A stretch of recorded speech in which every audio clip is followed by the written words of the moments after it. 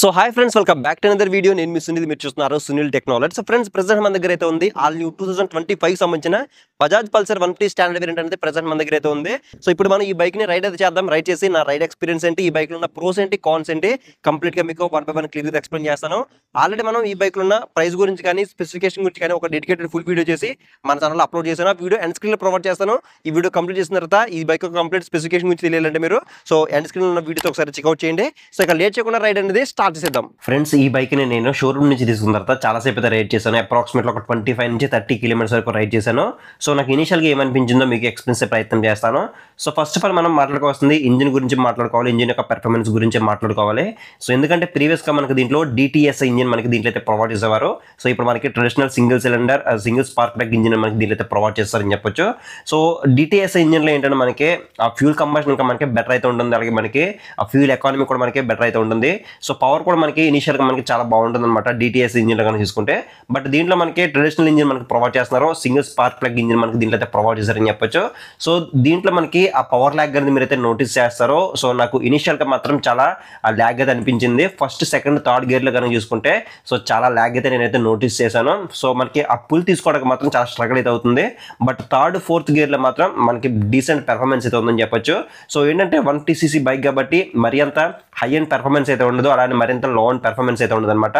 So decent performance మీరు దీంట్లో అయితే ఎక్స్పీరియన్స్ అయితే చేయొచ్చు. బట్ మీరు ఫస్ట్ సెకండ్ థర్డ్ గేర్ లో మాత్రం మనకి రేవ్ చేసినప్పుడు ఆ ల్యాగ్ అయితే మీరు అయితే ఖచ్చితంగా అయితే నోటీస్ అయితే చేస్తారు. అలాగే దీంట్లో 5 స్పీడ్ గేర్ బాక్స్ అనేది ప్రొవైడ్ చేస్తున్నారు. ట్రాన్స్మిషన్ కూడా మనకి స్మూత్ గానే రన్ అవుతుంది, ఎటువంటి హార్డ్ గా ఉండడం లాంటిది లేకుండా స్మూత్ గానే పెర్ఫార్మ్ చేస్తుంది. దీంట్లో మనకి హీల్ అండ్ త్రో షిఫ్టర్ అయితే ఉంటుంది. సో ప్రీవియస్ గా మనకి కొంచెం సౌండ్ చేసేది అనమాట, కొంచెం ఇరిటేషన్ అయితే వచ్చేది నాకైతే. బట్ ఇప్పుడు ఆ సౌండ్ అయితే లేకుండా మనకి ట్రాన్స్మిషన్ అనేది స్మూత్ గా అయితే రన్ అవుతుంది. అలాగే ఇంజిన్ లో ఏమైనా హీటింగ్ వస్తుందని మాట్లాడుకుంటే హీటింగ్ అయితే మాత్రం నేను ఎక్కడ కూడా అయితే నోటీస్ చేయలేదు. హీట్ అయితే మాత్రం ఏమీ లేదని చెప్పొచ్చు. అలాగే వైబ్రేషన్స్ కూడా నేను ఎక్కడ కూడా అయితే నోటీస్ చేయలేదు. నేను ఎంత టాప్ స్పీడ్ రైడ్ చేసినా కూడా నాకు ఎటువంటి వైబ్రేషన్స్ నేనైతే నోటీస్ చేయలేదు. అండ్ సస్పెన్షన్ గురించి మాట్లాడుకోవాలి, వైబ్రేషన్ గురించి మాట్లాడుకున్నాం కాబట్టి, ఎందుకంటే front side 31mm telescopic forks అనేవి ప్రొవైడ్ చేస్తున్నారు కాబట్టి సో మనకి ఏంటంటే హైవే మీద రైడ్ చేసినప్పుడు మాత్రం మనకి ఎటువంటి వైబ్రేషన్స్ మీరైతే నోటీస్ చేయరనమాట హ్యాండిల్ బార్ దగ్గర అయితే.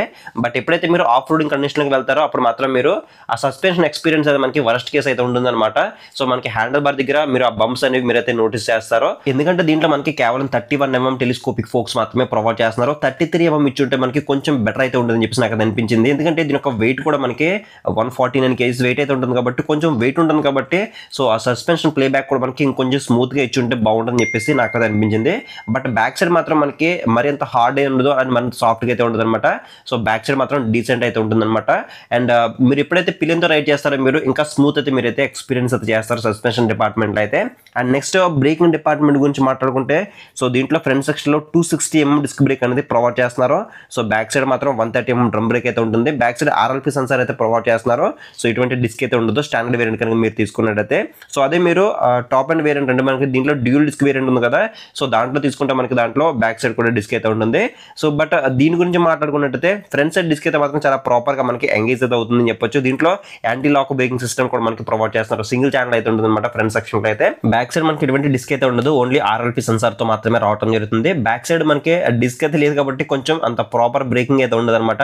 సో బట్ ఏంటంటే మీరు ఫ్రంట్ సైడ్ బ్రేక్ మీరు ఎంత హార్డ్ ప్రెస్ చేసినా కూడా మనకి ఎక్కడ కూడా మనకి యాక్యురెన్స్ అనేది మిస్ అవుతానికి మనం స్కిడ్ అయి పడిపోతామన్న భయం కూడా ఉండదు అనమాట. సో మనకి ఫ్రంట్ సైడ్ మాత్రం నెక్స్ట్ లెవెల్ బ్రేకింగ్ అయితే ఉంది, ఎటువంటి ప్రాబ్లం అయితే లేదని చెప్పొచ్చు. And next coming to the tyres and wheels గురించి మాట్లాడుకుంటే ఫ్రంట్ సెక్షన్ లో 80/100 17" ట్యూబ్లెస్ ఎలా వీల్స్ అనేవి ప్రొవైడ్ చేస్తే, బ్యాక్ సెక్షన్ లో 100/90 17" ట్యూబ్లెస్ ఎలా వీల్స్ అనేవి ప్రొవైడ్ చేస్తున్నారు. సో టైర్స్ అనేవి కొంచెం సన్న టైర్స్ అనేవి ప్రొవైడ్ చేస్తారని చెప్పొచ్చు when compare to top and variant తో కంపేర్ చేసుకుంటే. బట్ ఏంటంటే దీంట్లో మనకి సన్న టైర్స్ ఇవ్వడం వల్ల సో మనకి మైలేజ్ అనేది కొంచెం ఎక్కువ అయితే వస్తుందన్న ఉద్దేశంతో వీళ్ళు సన్న టైర్స్ మనకి దీంట్లో అయితే ప్రొవైడ్ చేశారని చెప్పొచ్చు. టైర్స్ గ్రిప్ అయితే మాత్రం ఓకే అన్నట్టు అయితే ఉంటుంది అనమాట. మరి అంత ఎక్సలెంట్ అని చెప్పలేం కానీ మరి అంత టాప్ నాచ్ అని చెప్పలేం కానీ డీసెంట్ ఎనఫ్ అయితే ఉంటాయని చెప్పొచ్చు. సో మనం 150cc సెగ్మెంట్ బైక్ కాబట్టి మనకి పర్లేదని చెప్పొచ్చు.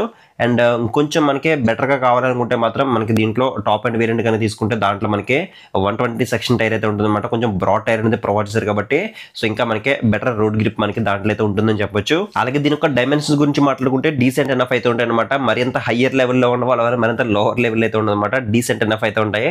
సో వెయిట్ చూసుకుంటే మనకి 148 kgs వెయిట్ అయితే ఉంటుంది, మరింత ఎక్కువ ఉండదు అలాగే మరింత తక్కువ అయితే ఉండదు. అలాగే గ్రౌండ్ క్లియరెన్స్ కూడా 165mm అయితే ఉంటుంది. సో ఇది కూడా మనకి మరి అంత తక్కువ అయితే ఉండదు మరింత ఎక్కువ అయితే ఉండదు అనమాట, డీసెంట్ ఎనఫ్ అయితే ఉంటుందని చెప్పొచ్చు. అండ్ ట్యాంక్ కూడా మనకి 15 లీటర్ ట్యాంక్ అయితే ఇచ్చారు. సో ఎటువంటి ప్రాబ్లం లేదు, మనం ఎటువంటి చిన్న చిన్న లాంగ్ డ్రైవ్స్ వెళ్ళాలన్నా కూడా మీరు సింపుల్ గా సో మీకు ఎటువంటి ప్రాబ్లం అయితే ఉండదు. 15 లీటర్స్ ట్యాంక్ అయితే ఇచ్చారు కాబట్టి. సో దీంట్లో మెటల్ ట్యాంక్ అయితే ఇస్తున్నారు, ఇది ఒక ప్లస్ పాయింట్ అని చెప్పొచ్చు. అలాగే దీని యొక్క మైలేజ్ కూడా మనకి 50 నుంచి 55 కిలోమీటర్స్ మధ్యలో మీరు అయితే ఎక్స్పెక్ట్ చేయొచ్చు. సో ఎందుకంటే మీ యొక్క రైడింగ్ బట్టి డిపెండ్ అయి ఉంటుంది. మీరు 45 నుంచి 60 అంటే ఎకానమీలో మీరు రైడ్ చేస్తే కనుక సో ఈ బైక్ అనేది మీకు 55 కిలోమీటర్స్ మైలేజ్ అయితే రావడం జరుగుతుంది. సో మీరు 60, 70, 80 అలా రైడ్ చేస్తే కనుక 50 కిలోమీటర్స్ వరకు మీరు అయితే ఎక్స్పెక్ట్ చేసి మీరు ఈ బైక్ అనేది తీసుకోవచ్చు. అలాగే దీంట్లో ఉన్న ఇంకొక ప్లస్ పాయింట్ ఏంటంటే దీంట్లో కిక్ రైడ్ అనేది రిమూవ్ అయితే చేయట్లేదు. కిక్ రైడ్ సపోర్ట్ తో మనకి దీంట్లో అయితే ఆఫర్ చేస్తున్నారు కాబట్టి ఇది ఒక ప్లస్ పాయింట్ అని చెప్పొచ్చు. అండ్ ముఖ్యంగా మనం దీంట్లో మాట్లాడుకోవాల్సింది దీని యొక్క సీట్ గురించి, సీట్ కంఫర్ట్ గురించి మాట్లాడుకోవాలి. ఎందుకంటే దీంట్లో సింగిల్ లాంగ్ సీట్ మనకి దీంట్లో అయితే ప్రొవైడ్ చేస్తున్నారో సో ఎవరైతే 35 బిలో ఉంటారో అంటే ఎవరైతే యంగ్ కపుల్స్ ఉంటారో వాళ్ళకి సో అట్రాక్టివ్ లుక్స్ కావాలి, స్టైలిష్ లుక్స్ కావాలి, అలాగే ఫ్యామిలీకి కూడా యూజ్ అవ్వాలనే ఉద్దేశంతో ఎవరైతే ఉంటారో వాళ్ళ కోసం ఈ బజాజ్ పల్సర్ 150 స్టాండర్డ్ వేరియంట్ అనేది యాప్ట్కి అయితే సూట్ అవుతుందని చెప్పొచ్చు. సో సింగిల్ లాంగ్ సీట్ ఇచ్చారు కాబట్టి సో మీ ఫ్యామిలీతో మీరు కంఫర్టబుల్ గా మీరు రైడ్ అయితే చేయొచ్చు అనమాట. అలాగే నెక్స్ట్ లైటింగ్ డిపార్ట్మెంట్ గురించి మాట్లాడుకుంటే దీంట్లో అన్ని లైట్స్ కూడా మనకి హాలోజన్ బల్బ్ తోనే ప్రొవైడ్ చేస్తున్నారు. సో చాలా మంది ఈగర్ గా వెయిట్ చేసేది ఏంటంటే దీంట్లో ఎల్ఈడి హెడ్ ల్యాంప్ సెటప్ అనేది ఎప్పుడు తీసుకొస్తారని చెప్పేసి అందరూ కూడా చాలా ఈగర్ గా అయితే వెయిట్ చేస్తున్నారు. సో నేను కూడా చాలా ఈగర్ గా అయితే వెయిట్ చేస్తాను, ఎందుకంటే పాసిబిలిటీ అయితే ఉంది. బట్ ఏంటంటే so LED head lamp setup ఇస్తే కనుక దీని యొక్క ప్రైస్ అనేది ఇంకా మనకి ఎక్కువ అవుతుంది అన్న ఉద్దేశంతో వీళ్ళు ఎల్ఈడి హెడ్ ల్యాంప్ సెటప్ కి అప్డేట్ అయితే చేయట్లేదు. సో బట్ ప్రీవియస్ జనరేషన్ తో కంపేర్ చేసుకుంటే మనకి సో ఇయర్ బై ఇయర్ మనకి ప్రైస్ అనేది పెరుగుతూనే వస్తుంది కాబట్టి so LED head lamp setup కూడా ఇచ్చేసి ప్రైస్ పెంచినా కానీ ఎల్ఈడి హెడ్ ల్యాంప్ సెటప్ తీసుకొస్తే మాత్రం నెక్స్ట్ లెవెల్ అయితే ఉంటుందని చెప్పేసి నా ఒపీనియన్. విజిబిలిటీ పరంగా కూడా ఎటువంటి ప్రాబ్లం అయితే లేదనమాట, డీసెంట్ ఎనఫ్ అయితే ఉందని చెప్పొచ్చు. సో నేను వాక్ అరౌండ్ రివ్యూ షూట్ చేసి రైడ్ చేసేటప్పటికి కొంచెం లేట్ అయితే అయింది, అందుకే నైట్ టైం రైడ్ అయితే చేయాల్సిన అవసరం అయితే వచ్చింది. సో ఏంటంటే సమ్మర్ కదా, సో అందుకే చెప్పేసి మార్నింగ్ సెక్షన్లో అయితే షూట్ అయితే చేయలేకపోతున్నాం. సో ఈవినింగ్ అయితే పెట్టుకుంటాం అనమాట షూట్ అనేది. సో దానివల్ల ఏంటంటే షూట్ చేసుకుని రైడ్కి వచ్చేసరికి కొంచెం లేట్ అయితే అవుతుంది. సో సమ్మర్లో కొంచెం అడ్జస్ట్ అవ్వండి, కొంచెం నైట్ టైం వీడియోస్ కూడా వస్తూ ఉంటాయి. And coming to the next console గురించి మాట్లాడుకుంటే ఇక్కడ మనకి 2 ఆప్షన్స్ అనేవి అవైలబిలిటీకి తీసుకొచ్చారు. సో రెండిట్లో కూడా మనకి సేమ్ ఫీచర్స్ అయితే ఉంటాయి. బట్ ఏంటంటే కన్సోల్ డిపార్ట్మెంట్లో సో ఎవరైతే ఓల్డ్ అనలాగ్ మీటర్ ఇష్టపడతారో వాళ్ళకి అది కూడా అవైలబుల్గా ఉంది. సో ఎవరైతే బ్లూటూత్ మీటర్ కావాలనుకుంటారో వాళ్ళకి ఈ ఆప్షన్ కూడా అవైలబుల్గా అయితే ఉంది.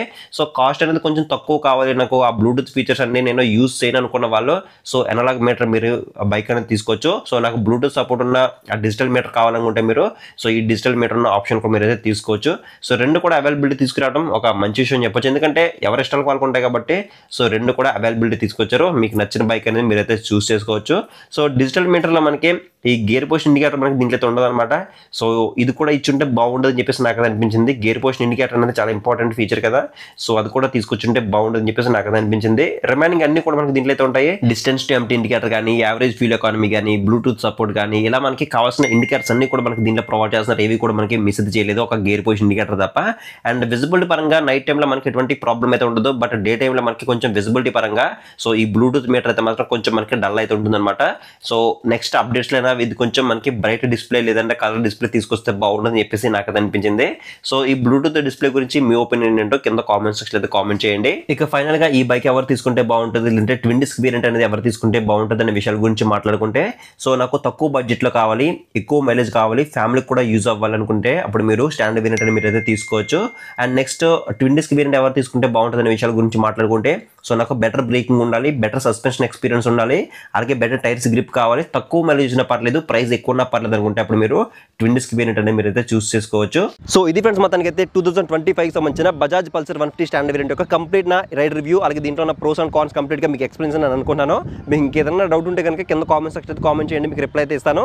సో నెక్స్ట్ వీడియో మీకు ఏ బైక్ యొక్క రివ్యూ కావాలో కింద కామెంట్ సెక్షన్ అయితే కామెంట్ చేయండి. సో మీలో ఇంకెవరైనా మన ఛానల్ని సబ్స్క్రైబ్ చేసుకొని చూస్తే మాత్రం సో మన ఛానల్ అనేది 50K సబ్స్క్రైబర్స్కి దగ్గరలో ఉంది కాబట్టి సో మీలో ఎవరైనా ఛానల్ని సబ్స్క్రైబ్ చేసుకొని చూస్తే మాత్రం సో దయచేసి కొంచెం ఛానల్ని సబ్స్క్రైబ్ సపోర్ట్ చేసినట్టే మనం ఇలాంటి వీడియోస్ ఇంకా చేయడానికి అవకాశం ఉంటుంది కాబట్టి ఖచ్చితంగా ఛానల్ అయితే సబ్స్క్రైబ్ సపోర్ట్ చేస్తారని ఆశిస్తూ నెక్స్ట్ వీడియో మళ్ళీ కలుద్దాం.